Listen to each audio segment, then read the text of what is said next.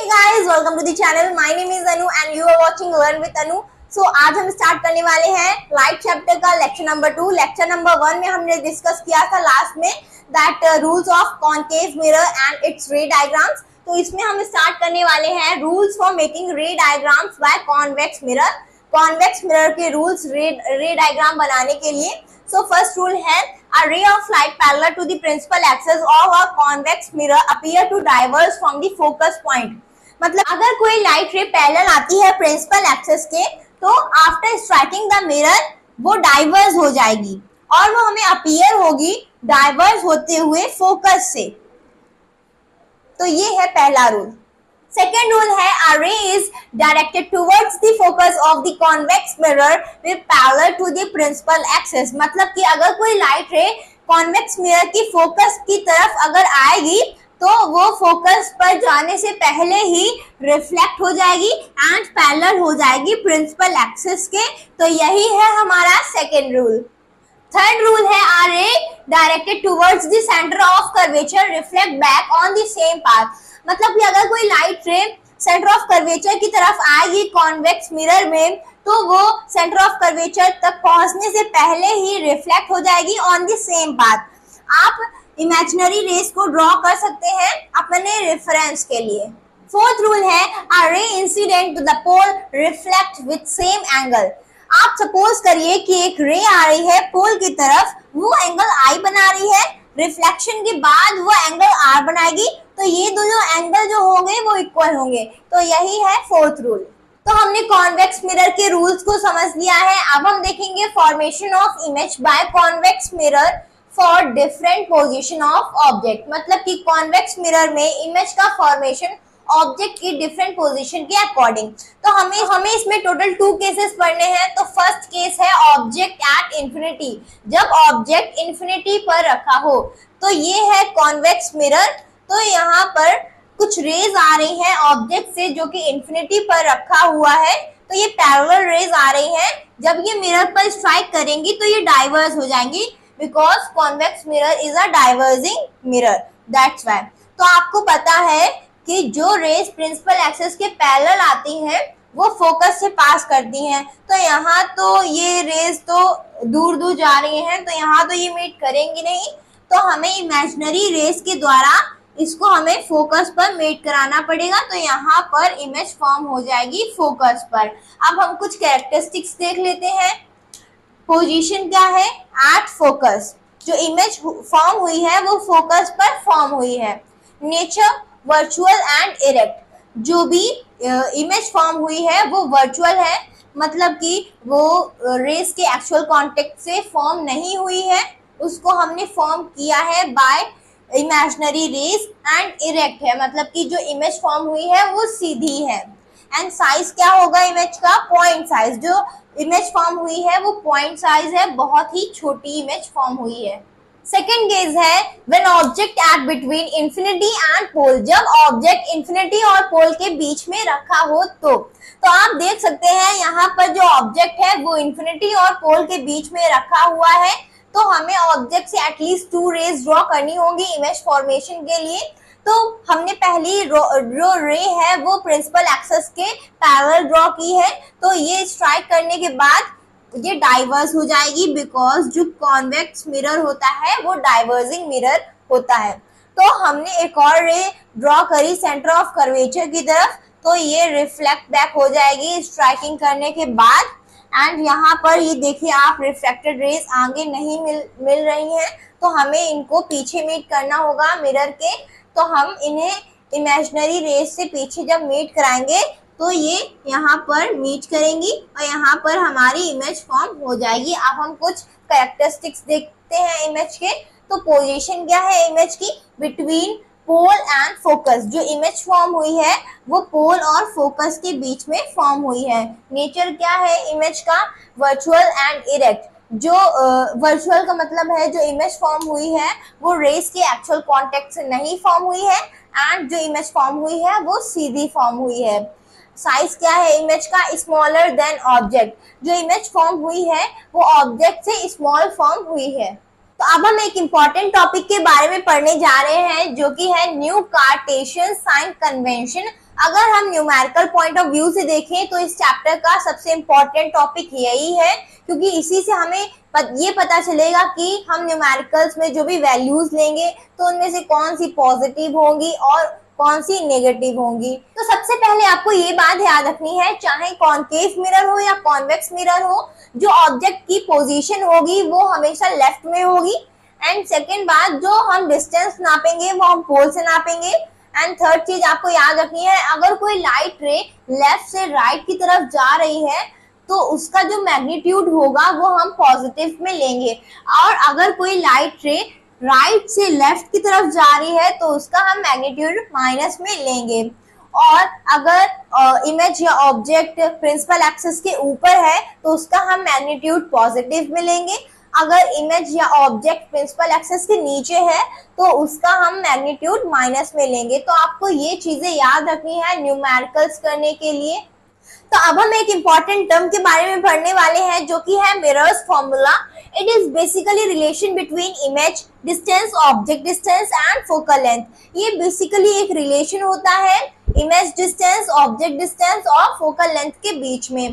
तो image distance को हम v से डिनोट करते हैं, ऑब्जेक्ट डिस्टेंस को हम u से डिनोट करते हैं एंड फोकल लेंथ को हम स्मॉल f से डिनोट करते हैं। तो फॉर्मूला है 1/f is equal to 1/v plus 1/u। तो ये जो फॉर्मूला है वो स्फेरिकल मिरर के सभी सिचुएशन में वैलिड रहता है। अब हम मिरर फॉर्मूला पर बेस्ड एक न्यूमेरिकल करेंगे। तो हमारे पास न्यूमेरिकल है, an object is placed at a distance of 10 centimetre in front of convex mirror and its radius of curvature is 60 centimeter. Find the position of the image. इसमें हमें दिया गया है जो ऑब्जेक्ट है वो 10 सेंटीमीटर की डिस्टेंस पर रखा हुआ है कॉन्वेक्स मिरर के सामने, एंड उसका रेडियस ऑफ कर्वेचर दिया गया है 60 सेंटीमीटर, और हमें इमेज की पोजीशन को फाइंड करना है। तो ऑब्जेक्ट डिस्टेंस को हम लिखते हैं u, डिनोट करते हैं u से। तो ऑब्जेक्ट डिस्टेंस है 10 सेंटीमीटर। अब ये माइनस में होगा क्योंकि ये पोल के लेफ्ट हैंड साइड में है। तो पोल के लेफ्ट हैंड साइड में जो भी वैल्यूज होती हैं उनको हम नेगेटिव में लेते हैं। एंड हमें दिया गया है रेडियस 60 सेंटीमीटर। तो हमको पता है f is equal to r/2। तो r हमें दिया गया है, फोकल लेंथ हम फाइंड कर लेंगे, 60/2 आ जाएगी 30। तो फोकल लेंथ हमारे पास आ जाएगी 30 सेंटीमीटर। ये पॉजिटिव में ही रहेगी क्योंकि ये पोल के राइट हैंड साइड में है। तो अब हम सॉल्व करते हैं। हमारे पास फॉर्मूला है 1/f is equal to 1/v plus 1/u। तो 1/f क्या है 30 हम लिख लेंगे, v हमको फाइंड करना है, प्लस u कितना है -10। तो 1/-10 1/30 is equal to 1/v plus minus -1/10। अब इसको हम ट्रांसपोज कर देंगे, इस तरफ ले आएंगे, 1/30 plus 1/10 is equal to 1/v। LCM ले लेंगे, तो एलसीएम आ जाएगा 30, यहाँ आ जाएगा 1 plus 3 is equal to 1/v। तो 4/30 आ जाएगा। इसको हम काट देंगे, 2 2 4 एंड अपॉन में 15। तो v की वैल्यू आ गई 15/2। अब हम इसको डिवाइड कर लेंगे।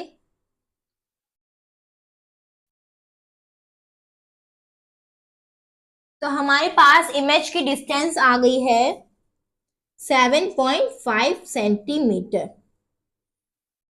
तो ये है हमारा आंसर।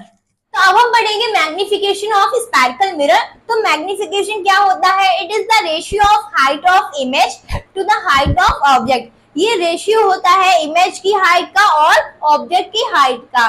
तो हम लिख सकते हैं m is equal to I/O।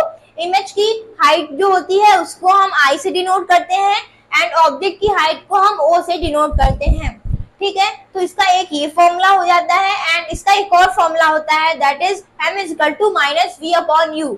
v का मतलब है distance of image and u का मतलब है डिस्टेंस ऑफ ऑब्जेक्ट। तो इसको हम इक्वेशन 1 मान लेते हैं एंड इसको हम इक्वेशन 2 मान लेते हैं। तो इन दोनों इक्वेशन से हम क्या कंक्लूजन निकाल सकते हैं, that is m is equal to minus v upon u is equal to i upon o। तो इसको हमें याद रखना है, न्यूमेरिकल्स करने के लिए इसकी हमें बहुत ही जरूरत पड़ती है। तो एक और बात आप याद रखिएगा, जो कॉन्वेक्स मिरर होगा उसमें मैग्निफिकेशन हमेशा पॉजिटिव में होगा एंड जो कॉन्केव मिरर होगा उसमें मैग्निफिकेशन पॉजिटिव भी हो सकता है और नेगेटिव भी हो सकता है। अब हम मैग्निफिकेशन पर बेस्ड एक न्यूमेरिकल करेंगे। तो हमारे पास न्यूमेरिकल है, an object is placed at a distance of 20 centimetre from a concave mirror, length of object is 2 centimetre, radius of curvature is 30 centimeter, find the position, nature, height of the image, also find the magnification। तो सबसे पहले हम देखेंगे हमें given क्या क्या है। तो हमें ऑब्जेक्ट की डिस्टेंस दी गई है, ऑब्जेक्ट की डिस्टेंस को हम u से डिनोट करते हैं, तो u is equal to 20 centimetre. तो u तो माइनस का रहता है हमेशा, and length of the object is 2 centimetre. हमें ऑब्जेक्ट की हाइट दी गई है 2 centimetre and radius of curvature is 30 centimetre. R दिया गया है 30 सेंटीमीटर, ये नेगेटिव में होगा बिकॉज कॉन्केव मिरर में जो आर होता है, रेडियस होता है, वो लेफ्ट साइड में होता है, इस वजह से। तो आर की हेल्प से हम एफ निकाल लेते हैं, फोकल लेंथ निकाल लेते हैं। तो f is equal to r upon 2, f is equal to minus 30 upon 2 minus 15 हमारी फोकल लेंथ आ चुकी है। अब हम फॉर्मूला लगाएंगे 1 upon f is equal to 1 upon v plus 1 upon u। So 1 upon f हमारे पास है minus 15 is equal to v हमारे पास कितना है, v हमको निकालना ही है, u हमारे पास कितना है माइनस 20, प्लस माइनस माइनस हो जाएगा 1 अपॉन 20। अब हम ट्रांसपोज करेंगे माइनस 1 अपॉन 20 को, तो 1 अपॉन माइनस 15 ट्रांसपोज कर देंगे तो 1 अपॉन 20 प्लस का is equal to 1 upon v। इसका हम एलसीएम लेंगे तो एलसीएम हमारे पास आ जाएगा 60, हमारे पास हो जाएगा माइनस 4 प्लस 3 अपॉन 60। तो अब इसको हम सॉल्व करेंगे, माइनस प्लस माइनस हो जाएगा, तो माइनस 1 अपॉन 60 हो जाएगा 1 अपॉन v। तो v की वैल्यू आ जाएगी माइनस 60 सेंटीमीटर। तो ये इमेज की पोजीशन निकल चुकी है। अब हम निकालेंगे magnification, m is equal to minus v upon u। तो m is equal to v कितना आया है हमारे पास माइनस 60, तो माइनस माइनस प्लस हो जाएगा, तो 60 अपॉन u कितना है माइनस 23 आएगा। m हमारे पास आ जाएगा माइनस 3, तो मैग्निफिकेशन हमारे पास आ गया है माइनस 3। अब हमें क्या बोला गया है, find the height of the image. अब हम इमेज की हाइट फाइंड करेंगे। तो मैग्निफिकेशन का एक और फॉर्मूला होता है, that is m is equal to i upon o। तो o हमें पता है 2 सेंटीमीटर, मैग्निफिकेशन निकल गई है माइनस 3, i हमको फाइंड करना है, o है 2। तो इस 2 को हम ट्रांसपोज कर देंगे इस तरफ, ये डिवाइड में है, मल्टीप्लाई में आ जाएगा, minus 3 into 2 is equal to i, 3 2 6 minus 6 हो गया i। तो इमेज की हाइट हमारे पास आ गई है माइनस 6।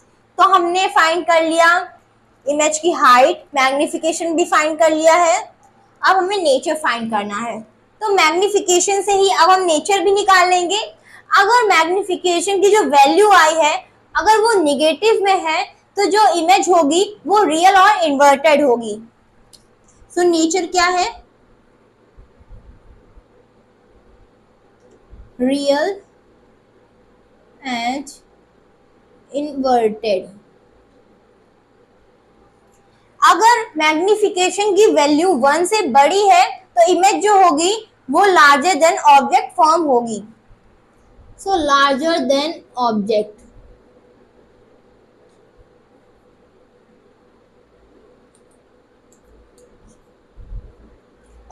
अगर मैग्निफिकेशन की वैल्यू 1 से छोटी है तो जो इमेज फॉर्म होगी वो स्मॉलर देन ऑब्जेक्ट होगी। अगर मैग्निफिकेशन की वैल्यू 1 है तो सेम साइज की होगी image form.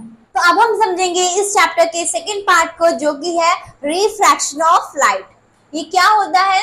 The phenomena of change in path of light rays at it passes from one medium to another medium. ये एक ऐसा फिनोमिना होता है जिसमें लाइट रेज की जो पाथ होती है वो चेंज हो जाती है जब वो एक मीडियम से दूसरे मीडियम में जाती है। तो ऐसा क्यों होता है? क्योंकि लाइट जो होती है, लाइट रेज, वो एक मीडियम से दूसरे मीडियम में जाती है तो उसकी स्पीड चेंज हो जाती है, इस वजह से ये फिनोमिना होता है। तो अब हम ये पढ़ेंगे कि लाइट रे कब और किधर बेंड होती है। तो उसको समझने से पहले हमें समझना होगा कि डेंसर मीडियम क्या होता है और रेयर मीडियम क्या होता है।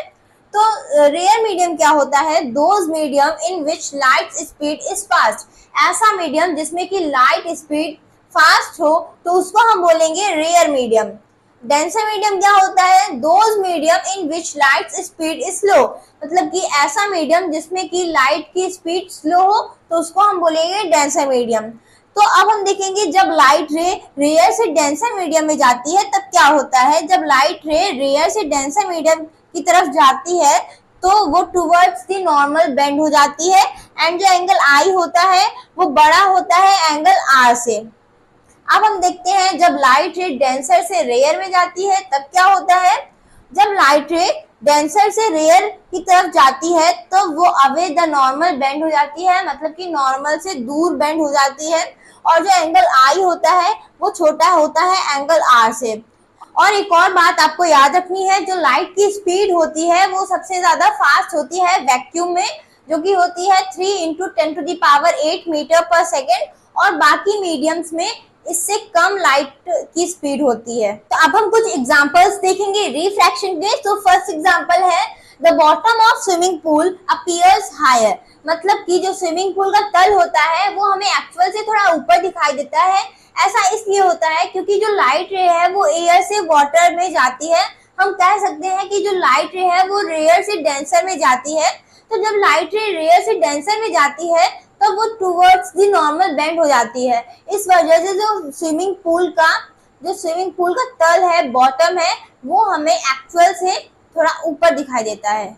सेकेंड एग्जांपल है lemon placed in glass tumbler appears higher.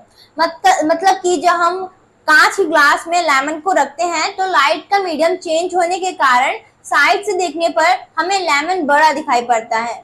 तो ये भी एग्जांपल है रिफ्रैक्शन ऑफ लाइट। तो अब हम पढ़ेंगे refraction through a glass slab. मतलब कि ग्लास स्लैब में कैसे रिफ्रैक्शन होता है अब हम उसको पढ़ेंगे। तो आप सपोज करिए कि ये ग्लास स्लैब है एंड इसमें इंसिडेंट रे आ रही है। आप जानते हैं कि जो एयर होती है वो रेयर मीडियम होती है एंड जो ग्लास है वो डेंसर मीडियम है। तो जब कोई लाइट रे रेयर से डेंसर में जाएगी तो वो टुवर्ड्स द नॉर्मल बेंड हो जाएगी। तो यहाँ पर जो लाइट रे है वो एयर मीडियम से ग्लास में जा रही है तो वो टुवर्ड्स द नॉर्मल बेंड हो जाएगी। तो यहाँ पर देखिए जो एंगल आई है वो एंगल आर से बड़ा है।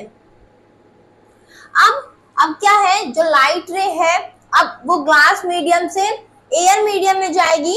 तो इसमें देखिए ये इसका नॉर्मल हो गया एंड ये जो इंसिडेंट एंगल है, ठीक है, एंड जब ये डेंसर से रेयर की तरफ जाएगी तो ये अवे द नॉर्मल बेंड हो जाएगी। तो आप यहाँ देख सकते हैं जो लाइट रे है वो ग्लास मीडियम से निकलकर जब एयर में गई तो वो अवे द नॉर्मल बेंड हो गई। ये देखिए, तो जो इसमें एंगल आर है वो बड़ा है एंगल आई से। एंड देखिए जो ये फाइनली रिफ्रैक्टेड रे है एंड आप नोटिस करिए जो इसकी एक्चुअल पाथ है उसके बीच में कुछ डिस्टेंस है, उस डिस्टेंस को हम बोलते हैं लैटरल डिस्प्लेसमेंट। एंड ये जो फाइनली रिफ्रैक्टेड रे है उसको हम बोलते हैं इमर्जेंट रे एंड इनके बीच में जो डिस्टेंस होता है उसको हम बोलते हैं लैटरल डिस्प्लेसमेंट। अब हम देखेंगे जो लैटरल डिस्प्लेसमेंट है वो किस पर डिपेंड होता है। फर्स्ट है refractive index of glass slab. Refractive index के बारे में हम आगे पढ़ेंगे। तो दूसरा पॉइंट है thickness of the glass slab. मतलब जो ग्लास स्लैब है उसकी थिकनेस पर भी लेटरल डिस्प्लेसमेंट डिपेंड होता है। अब हम लेटरल डिस्प्लेसमेंट की डेफिनेशन को देखते हैं। The perpendicular distance between the emergent and the incident ray when the light passes out of glass slab is called lateral displacement. मतलब कि जो इमर्जेंट रे होती है एंड जो इंसिडेंट रे होती है उसके बीच का जो डिस्टेंस होता है जब लाइट ग्लास स्लैब से पास करती है तो उसको हम बोलते हैं लेटरल डिस्प्लेसमेंट। अब हम पढ़ेंगे लॉज ऑफ रिफ्रैक्शन को। तो हमें दो लॉज के बारे में पढ़ना है। तो पहला लॉ है द इंसिडेंट रे, रिफ्रैक्टेड रे and the normal to the interface of two transparent medium at the point of incidence all lie in the same plane. मतलब कि जो इंसिडेंट रे है, रिफ्रैक्टेड रे है एंड जो नॉर्मल है वो दो मीडियम के इंटरफेस पर सेम प्लेन पर लाई करेंगी ये तीनों रेस। तो यही है फर्स्ट लॉ। सेकेंड लॉ है the ratio sine of angle of incident and sine of angle of refraction for light for a given color is constant for a given pair of medium. It is also called Snell's law. It is expressed at sin I upon sin R. मतलब कि angle of sine of incident और angle of sine of refraction का जो ratio होता है for a given medium वो constant होता है और इसको हम स्नेल्स लॉ भी कहते हैं। Refraction, Snell's law of refraction, जिसको एक्सप्रेस किया जाता है sine i upon sine r. तो अब हम पढ़ेंगे रिफ्रैक्टिव इंडेक्स। तो रिफ्रैक्टिव इंडेक्स क्या होता है? It is the ratio of speed of light in a given pair of medium. ये रेशियो होता है लाइट की स्पीड का in the given pair of medium. इसको हम लोग डिनोट करते हैं कैपिटल एन से।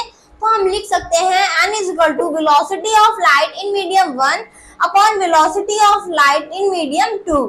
मतलब कि जो स्पीड होती है लाइट की इन मीडियम 1 और जो स्पीड होती है लाइट की इन मीडियम 2 उसका रेशियो, तो उसी को हम बोलते हैं रिफ्रैक्टिव इंडेक्स। तो मीडियम 1 में जो वेलोसिटी होगी लाइट को उसको हम रिप्रेजेंट करते हैं v1 से एंड जो वेलोसिटी होगी लाइट की इन मीडियम 2 में तो उसको हम रिप्रेजेंट करेंगे v2 से।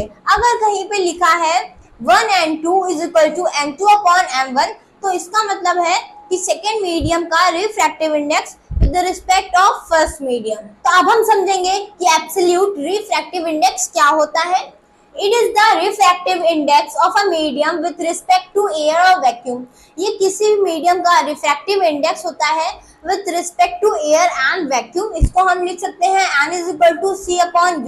तो यहाँ पर c क्या है? Speed of light in air that is 3 into 10 to the power 8 metre per second. और यहाँ पर v का क्या मतलब है? Speed of light in other medium. और आपको एक और बात याद रखनी है कि जो लोवेस्ट रिफ्रैक्टिव इंडेक्स होता है वो एयर का होता है जो कि है 1.0003 एंड जो हाईएस्ट रिफ्रैक्टिव इंडेक्स होता है वो डायमंड का होता है जो कि होता है 2.4। अब हम पढ़ेंगे कि लेंस क्या होता है।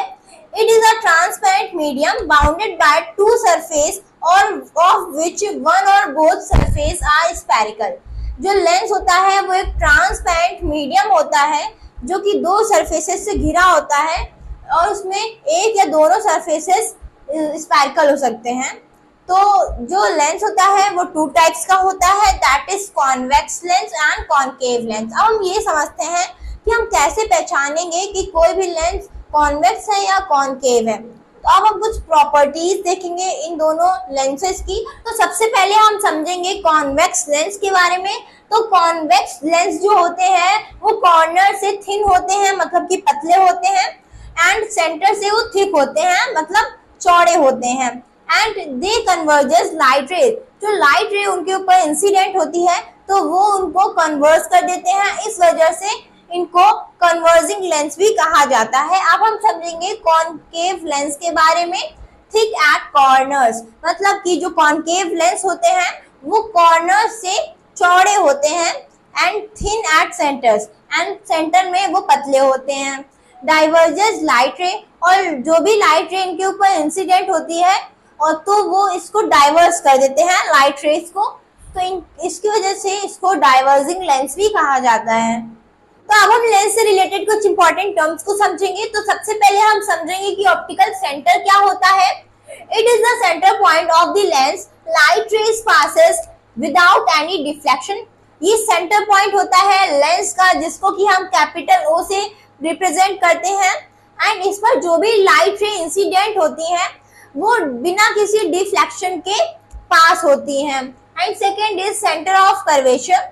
It is the centre of sphere represented by capital C.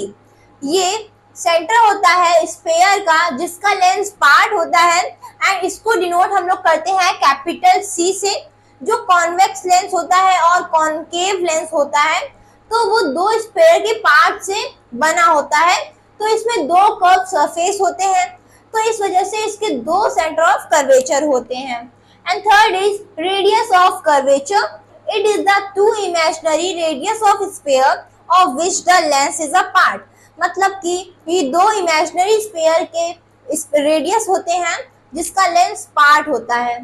Fourth is principal axis. It is the imaginary line passes from both centre of curvature and optical centre. ये एक इमेजिनरी लाइन होती है जो कि पास होती है लेंस के दोनों सेंटर ऑफ कर्वेचर से और ऑप्टिकल सेंटर से पास होती है ये लाइन, जिसको हम बोलते हैं principal axis. Fifth is principal focus.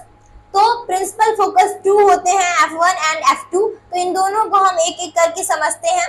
तो F1 क्या है? It is the point on the principal axis from where the light rays start. ये ऐसा पॉइंट होता है प्रिंसिपल एक्सिस के ऊपर जहां से लाइट रेज स्टार्ट होती हैं। And F2, it is a point on the principal axis from where light rays parallel to the principal axis।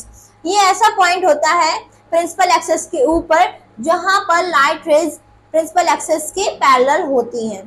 तो आपको एक बात याद रखनी है कि जो कॉन्वेक्स लेंस होता है उसकी जो फोकाई होती है वो रियल होती है, एंड कॉनकेव लेंस में जो फोकाई होती है वो वर्चुअल होती है। अब आप सोच रहे होंगे मैंने फोकाई वर्ड का यूज क्यों किया, मुझे फोकस का यूज करना चाहिए, क्योंकि जो स्पेक्ल लेंस होता है उसमें दो फोकस होते हैं, तो फोकस का जो प्लूरल फॉर्म है वो फोकाई है, इस वजह से मैंने फोकाई का यूज किया है। अब हम समझेंगे कि फोकल लेंथ क्या है। It is the distance between the lens focus and optical centre.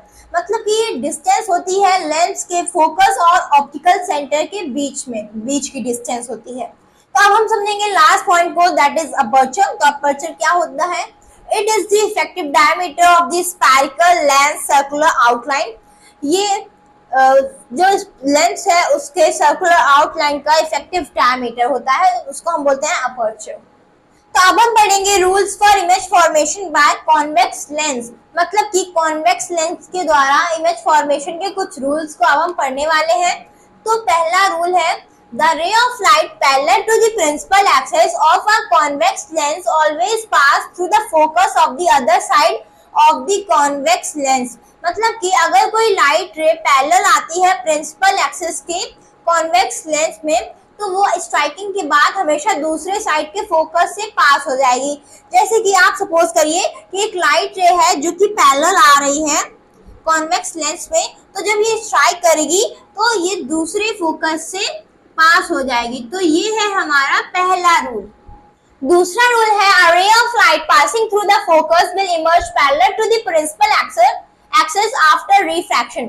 मतलब कि अगर कोई लाइट रे फोकस से पास हो रही है कॉन्वेक्स लेंस में, तो वो रिफ्रैक्शन के बाद पैरेलल हो जाएगी प्रिंसिपल एक्सिस के on the other side of the lens. जैसे कि आप यहाँ पर सपोज करिए एक लाइट रे फोकस से पास हो रही है, जब ये रिफ्रैक्शन के बाद पैरेलल हो जाएगी प्रिंसिपल एक्सिस के on the other side of the lens. तो आप देख सकते हैं इस डायग्राम में। थर्ड रूल है, a ray of light passing through the optical center will pass without any deviation। मतलब कि अगर कोई लाइट रे ऑप्टिकल सेंटर से पास होगी कॉन्वेक्स लेंस के, तो वो बिना किसी डेविएशन के पास हो जाएगी, जैसा कि आप इस डायग्राम में देख सकते हैं। तो इसमें हमें 3 रूल्स पढ़ने थे जो कि हम पढ़ चुके हैं। अब हम देखेंगे image formation by convex lens. पहला केस है ऑब्जेक्ट एट इंफिनिटी। जब ऑब्जेक्ट इंफिनिटी पर रखा हो, तो आप सपोज करिए कि ये कुछ लाइट रेज ऑब्जेक्ट से आ रही है जो कि इंफिनिटी पर रखा हुआ है, तो ये प्रिंसिपल एक्सिस के पैरेलल आ रहे हैं, एंड जब ये स्ट्राइक करेंगी लेंस पर तो ये पास होंगी फोकस से। तो आप देखिए यहाँ पर इमेज फॉर्म होगी, क्योंकि जहां पर दो या दो से ज्यादा रेज मीट करती है तो वहां पर इमेज फॉर्म होती है। तो अब हम कुछ कैरेक्टरिस्टिक्स देख लेते हैं इस इमेज के। तो पोजीशन क्या है इमेज की, एट F2। जो इमेज फॉर्म हुई है वो F2 मतलब कि दूसरे फोकस पर फॉर्म हुई है। नेचर कैसा है इमेज का, रियल एंड इन्वर्टेड। जो मतलब इमेज फॉर्म हुई है वो रियल रेस से फॉर्म हुई है, तो इसलिए रियल, एंड इन्वर्टेड मतलब कि उल्टी फॉर्म हुई है। साइज क्या है, एक्सट्रीमली डिमिनिश मतलब कि साइज उसका बहुत ही छोटा है इमेज का। दूसरा केस है ऑब्जेक्ट एट बियॉन्ड सी। जब ऑब्जेक्ट सी के पीछे रखा हो तो इमेज फॉर्मेशन के लिए हमें ऑब्जेक्ट से एटलीस्ट 2 रेस को ड्रॉ करना होगा। तो पहली जो रे है वो मैंने ड्रॉ करी प्रिंसिपल एक्सिस के पैरेलल, तो स्ट्राइक करने के बाद ये फोकस से पास होगी। एंड दूसरी रे मैंने ड्रॉ करी ऑप्टिकल सेंटर से, जो कि रिफ्लेक्ट बैक कर जाएगी सेम पाथ पर। एंड ये दोनों जो रिफ्लेक्टेड रेज हैं वो यहाँ मीट करेंगी बिटवीन F2 एंड C2। तो अब हम कुछ कैरेक्टरिस्टिक्स देखेंगे इमेज के। तो पोजीशन क्या है इमेज की, बिटवीन F2 एंड C2 मतलब कि दूसरे फोकस के और दूसरे सेंटर ऑफ कर्वेचर के बीच में जो इमेज है वो फॉर्म हुई है। नेचर क्या है, रियल एंड इन्वर्टेड मतलब एक्चुअल रेस से इमेज जो है वो फॉर्म हुई है, एंड इन्वर्टेड मतलब कि उल्टी फॉर्म हुई है। साइज क्या है, डिमिनिश्ड मतलब कि जो इमेज है वो छोटी फॉर्म हुई है। थर्ड केस है ऑब्जेक्ट एट C1। जब ऑब्जेक्ट सेंटर ऑफ कर्वेचर पर रखा हो, इस वाले सेंटर ऑफ कर्वेचर पर, तो इमेज फॉर्मेशन के लिए हमें ऑब्जेक्ट से एटलीस्ट 2 रेज ड्रॉ करनी होगी। तो पहली रे हमने प्रिंसिपल एक्सिस के पैरेलल ड्रॉ करी, जो कि रिफ्रैक्शन के बाद F2 से पास होगी। एंड दूसरी रे हमने ड्रॉ की ऑप्टिकल सेंटर से, जो कि सेम पाथ पर रिफ्रैक्ट बैक हो जाएगी। एंड ये दोनों रेज यहाँ पर मीट होंगी एट C2। अब हम कुछ कैरेक्टरिस्टिक्स देख लेते हैं इमेज के। पोजीशन क्या है, एट C2 जो इमेज फॉर्म हुई है वो एट C2 फॉर्म हुई है। नेचर क्या है, रियल एंड इन्वर्टेड मतलब कि जो इमेज फॉर्म हुई है वो रियल रेज से फॉर्म हुई है। इन्वर्टेड का मतलब है कि उल्टी फॉर्म हुई है। साइज क्या है, सेम साइज, जो ऑब्जेक्ट का साइज होगा उसी साइज की इमेज भी फॉर्म होगी। फोर्थ केस है object between C1 and F1। जब ऑब्जेक्ट C1 एंड F1 के बीच में हो तो हमें ऑब्जेक्ट से 2 रेज ड्रॉ करनी है इमेज फॉर्मेशन के लिए। तो पहली जो रे है वो हमने प्रिंसिपल एक्सिस के पैरेलल ड्रॉ की, जो कि स्ट्राइक करने के बाद F2 से गुजरेगी। एंड दूसरी रे हमने ऑप्टिकल सेंटर से ड्रॉ करी, जो कि रिफ्रैक्ट बैक हो जाएगी। एंड ये दोनों रिफ्रैक्टेड रेज मिलेंगी बियॉन्ड द C2। तो अब हम कुछ कैरेक्टरिस्टिक्स देख लेते हैं इमेज के। तो पोजीशन क्या है इमेज की, बियॉन्ड C2। तो ये जो इमेज है वो C2 के पीछे फॉर्म हो रही है। नेचर क्या है, रियल एंड इन्वर्टेड। जो इमेज फॉर्म हुई है वो रेस के एक्चुअल कांटेक्ट से फॉर्म हुई है, इसलिए रियल एंड इन्वर्टेड का मतलब है उल्टी फॉर्म हुई है। साइज क्या है इमेज का, लार्जर देन ऑब्जेक्ट, ऑब्जेक्ट से लार्ज फॉर्म हुई है इमेज। फिफ्थ केस है ऑब्जेक्ट एट F1। जब ऑब्जेक्ट F1 पर रखा हो तो हमें एटलीस्ट 2 रेज निकालनी पड़ेंगी ऑब्जेक्ट से रे डायग्राम को बनाने के लिए।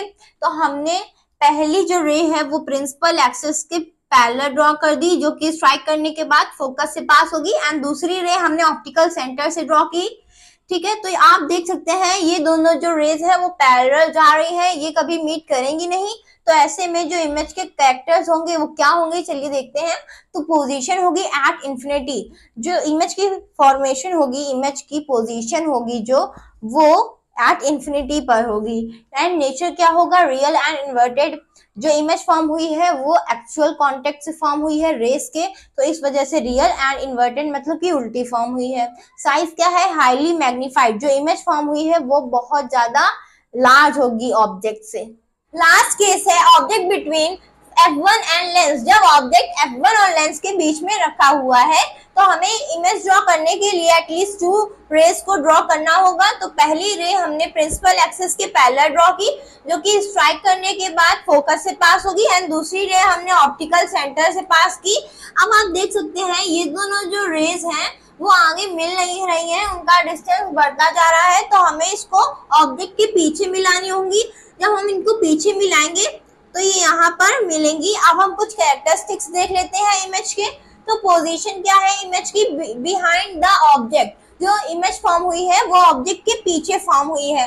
एंड नेचर क्या है, वर्चुअल एंड इरेक्ट मतलब कि जो इमेज फॉर्म हुई है वो एक्चुअल कांटेक्ट से नहीं फॉर्म हुई है रेस के। एंड इरेक्ट है मतलब कि सीधी फॉर्म हुई है। साइज क्या है, मैग्नीफाइड, मतलब कि जो इमेज फॉर्म हुई है वो बहुत बड़ी फॉर्म हुई है। हम पढ़ेंगे rules for image formation by concave lens, मतलब कि रूल्स कॉनकेव लेंस के इमेज फॉर्मेशन के लिए अब हम पढ़ने वाले हैं। तो फर्स्ट रूल है, a ray of light parallel to the principal axis appear to diverge from the focus located on the same side of the lens, मतलब कि अगर कोई लाइट रे प्रिंसिपल एक्सिस के पैरेलल जाती है तो वो स्ट्राइक करने के बाद डाइवर्ज हो जाएगी। अगर हम इधर से देखें तो ये हमें अपीयर होगी कि ये फोकस से जा रही है, और इसके अगर अपोजिट में हम रे ड्रॉ कर दें तो हमें ऐसा लगेगा कि ये फोकस से पास हो रही है। तो ये है हमारा फर्स्ट रूल। सेकेंड रूल है, a ray of light appear to meet the focus will emerge parallel to the principal axis, मतलब कि अगर कोई लाइट रे फोकस से पास हो रही है तो ये स्ट्राइक करने के बाद प्रिंसिपल एक्सिस के पैरेलल हो जाएगी। तो ये है हमारा second rule. So last rule है, a ray of light passing through the optical center will pass without any deviation, मतलब कि अगर कोई लाइट रे ऑप्टिकल सेंटर से पास होगी तो वो बिना किसी डेविएशन के पास हो जाएगी। तो ये है हमारा थर्ड रूल। रूल्स के बाद अब हम पढ़ेंगे formation of image by concave lens at different position of object, मतलब कि कॉनकेव लेंस में इमेज का फॉर्मेशन ऑब्जेक्ट की डिफरेंट पोजीशन के अकॉर्डिंग। सो फर्स्ट केस है ऑब्जेक्ट एट इंफिनिटी, जब ऑब्जेक्ट इंफिनिटी पर हो तो ये कुछ लाइट की रेज आ रही है ऑब्जेक्ट से जो कि इंफिनिटी पर रखा हुआ है, तो ये पैरेलल रेज आ रही हैं प्रिंसिपल एक्सिस की। तो जब ये स्ट्राइक करेंगी तो ये डाइवर्स हो जाएंगी, बिकॉज जो कॉनकेव लेंस होता है वो डाइवर्जिंग लेंस होता है, इस वजह से। एंड ये रेज आप देखिए आगे तो कहीं मिलेंगी नहीं, तो हमें इनको मिलाना पड़ेगा इमेज फॉर्मेशन के लिए। तो हम जब इनको पीछे एक्सटेंड करेंगे तो ये फोकस पर मिलेंगी। तो अब हम कुछ कैरेक्टरिस्टिक्स देख लेते हैं इमेज के। तो पोजीशन क्या है इमेज की, एट F1, जो इमेज फॉर्म हुई है वो F1 पर फॉर्म हुई है। नेचर क्या है, वर्चुअल एंड इरेक्ट, मतलब कि जो इमेज फॉर्म हुई है वो रेस के एक्चुअल कांटेक्ट से फॉर्म नहीं हुई है, उनको हमने इमेजिनरी रेस से मिलाया है, तो इसलिए ये वर्चुअल है। एंड इरेक्ट मतलब कि जो इमेज फॉर्म हुई है वो सीधी फॉर्म हुई है। तो साइज क्या होगा इमेज का, हाईली डिमिनिश्ड, मतलब कि जो इमेज फॉर्म होगी वो बहुत ही छोटी फॉर्म होगी। तो दूसरा केस है when object is between infinite and optical centre, मतलब कि जब ऑब्जेक्ट इन्फिनाइट और ऑप्टिकल सेंटर के बीच में रखा हुआ होगा। तो अब हम इससे दो रेज ड्रॉ करेंगे इमेज फॉर्मेशन के लिए। तो पहली रे हमने ड्रॉ की प्रिंसिपल एक्सिस के पैरेलल, जो कि डाइवर्ज हो जाएगी स्ट्राइक करने के बाद, क्योंकि ये डाइवर्जिंग लेंस है इस वजह से। एंड दूसरी हमने रे ड्रॉ की ऑप्टिकल सेंटर से। तो यहाँ पर हम देखेंगे कि जो फोकस से जो पास हुई है, डाइवर्ज हुई है लेंस, तो उसको अगर हम पीछे एक्सटेंड करेंगे तो यहाँ पर ये दो रेज मिल जाएंगी, तो यहाँ पर हमारी इमेज फॉर्म हो जाएगी। तो अब हम कुछ कैरेक्टरिस्टिक्स देख लेते हैं इमेज की। तो पोजीशन क्या है इमेज की, between F1 and optical centre, जो इमेज फॉर्म हुई है वो F1 एंड ऑप्टिकल सेंटर के बीच में फॉर्म हुई है। नेचर कैसा है, वर्चुअल एंड इरेक्ट, मतलब कि जो इमेज फॉर्म हुई है वो वर्चुअल, मतलब कि रेस के एक्चुअल कांटेक्ट से फॉर्म नहीं हुई है, ठीक है। एंड इरेक्ट मतलब कि सीधी फॉर्म हुई है। साइज क्या है, डिमिनिश, जो इमेज फॉर्म हुई है वो बहुत ही छोटी फॉर्म हुई है। तो अब हम बात करेंगे साइन कन्वेंशन की। तो मैंने जो आपको मिरर्स के साइन कन्वेंशन बताए थे, तो सेम वैसे ही लेंस में भी है। बस आपको इतना याद रखना है कि जो कॉन्वेक्स लेंस की जो फोकल लेंथ होगी वो पॉजिटिव में होगी, और जो कॉनकेव लेंस की फोकल लेंथ होगी वो नेगेटिव में होगी। तो अब हम पढ़ेंगे लेंस फॉर्मूले के बारे में। It is basically a relation between object distance, image distance and focal length. ये बेसिकली एक रिलेशन होता है ऑब्जेक्ट की डिस्टेंस, इमेज की डिस्टेंस और फोकल लेंथ के बीच में, जो कि होता है 1/f = 1/v + 1/u। तो फोकल लेंथ को हम रिप्रेजेंट करते हैं f से, इमेज डिस्टेंस को हम रिप्रेजेंट करते हैं v से, एंड ऑब्जेक्ट डिस्टेंस को हम रिप्रेजेंट करते हैं u से। अब हम पढ़ेंगे magnification of lens. The ratio of height of image to the ratio of height of object is called magnification, मतलब कि इमेज की हाइट का रेशियो और ऑब्जेक्ट की हाइट का रेशियो, उसको हम बोलते हैं मैग्निफिकेशन, जिसको हम डिनोट करते हैं कैपिटल M से। एंड इसका फॉर्मूला होता है M = I/O, मतलब कि I है height of image and O है हाइट ऑफ ऑब्जेक्ट। इसको हम इस तरीके से भी लिख सकते हैं, m is equal to v upon u is equal to I upon o। तो हमने जो मिरर में पढ़ा था वहां पर यहाँ जो v था, मतलब कि जो इमेज की हाइट थी वो नेगेटिव में थी, बट लेंस के केस में ये पॉजिटिव की होती है इमेज की हाइट। तो ये आपको याद रखना है। और एक और बात आपको याद रखनी है कि जो मैग्निफिकेशन होगा अगर वो पॉजिटिव में है मतलब कि वो वर्चुअल है, अगर मैग्निफिकेशन नेगेटिव में है तो वो रियल है। इस चैप्टर का हमारा लास्ट टॉपिक आता है जो कि है पावर ऑफ लेंस। ये क्या होता है? It is defined as the reciprocal of focal length. ये जो होता है वो फोकल लेंथ का रेसिप्रोकल होता है। तो हम इसको लिख सकते हैं P is equal to 1 upon F, and जो ये f होता है वो सेंटीमीटर में होता है और इसकी SI यूनिट होती है डायोप्टर। तो एक बात आपको याद रखनी है कि जो पावर और फोकल लेंथ होती है कॉनकेव लेंस में वो नेगेटिव की होती है, एंड जो पावर और फोकल लेंथ होती है कॉन्वेक्स लेंस में वो हमेशा पॉजिटिव होती है। तो गाइज हमारा चैप्टर यहाँ से एंड होता है, एंड नेक्स्ट वीडियो में मैं आपको इस चैप्टर के सारे न्यूमेरिकल्स कराऊंगी। तो अगर वीडियो अच्छी लगी हो तो लाइक जरूर करिएगा। मिलते हैं नेक्स्ट वीडियो में।